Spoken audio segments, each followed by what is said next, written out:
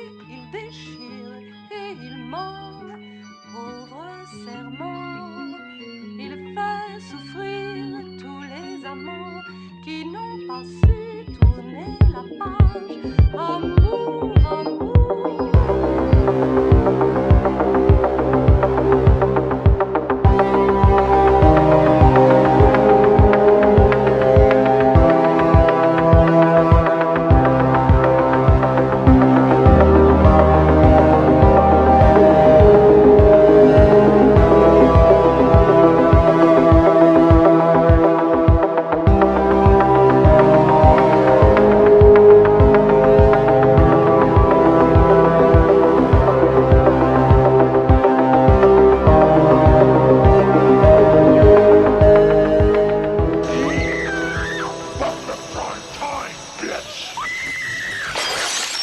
Hello and welcome to Primetime Bitch!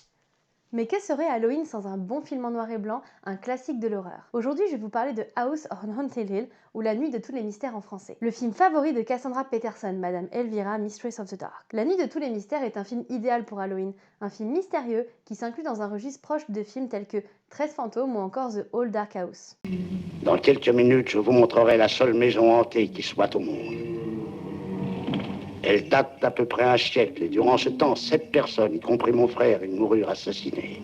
Dans ce film d'épouvante d'un autre temps, Frédéric Loren, ici joué par le mythique Vincent Price, organise un jeu où il offrira 10 000 $ à chaque participant qui passera la nuit dans sa maison hantée. Une idée de sa femme, Annabelle. Ce qu'ils ne savent pas, c'est qu'il se pourrait bien qu'il ne s'agisse pas d'un simple jeu, mais bel et bien d'une histoire de fantôme.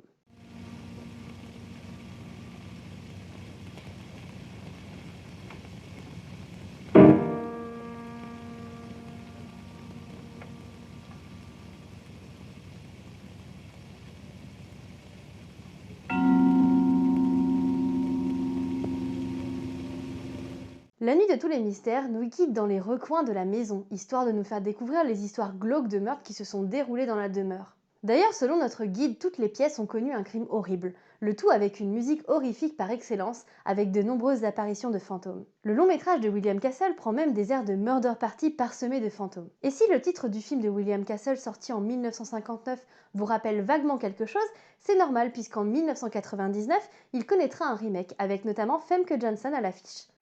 Allez vite, espèce de saleté.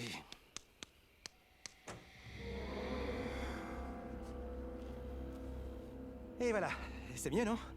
Ouh. Excellent le coup des lumières. Raffiné. Ah, merci, c'était pas évident. Bon, on pourrait peut-être se mettre en route maintenant? En route vers le phare de la richesse. Allez, allons-y. Dépêchons, prenez ça. Allez.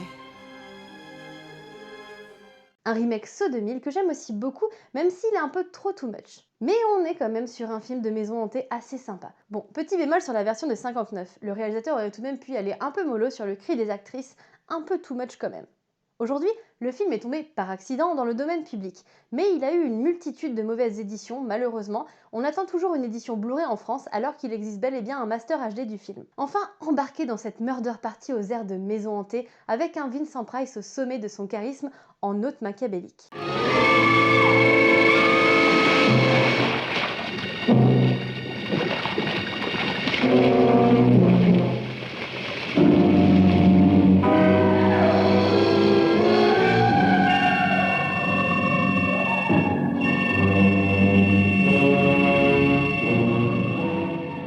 Et c'est le moment de la carte blanche. Et aujourd'hui, c'est celle de Clémentine de la chaîne Cinéma et Politique. Une chaîne de cinéma et de politique qui décortique avec brio l'aspect sociopolitique de films cultes comme de plus méconnus, avec un contenu digne d'Arte. Clémentine de la chaîne Cinéma et Politique a choisi L'au-delà de Lucio Fulci parce qu'il s'agit du film qui l'a amené à s'intéresser un peu plus à l'horreur et plus particulièrement à la série B italienne et au giallo. C'est ça Madeleine de Proust. Merci Clémentine pour ta participation. Et si vous voulez découvrir L'au-delà de Lucio Fulci, je vous conseille fortement l'édition Mediabook qui a été éditée chez Artus Film dans la collection des Lucio Fulci justement. Elle est magnifique, elle est blindée de bonus, donc foncez.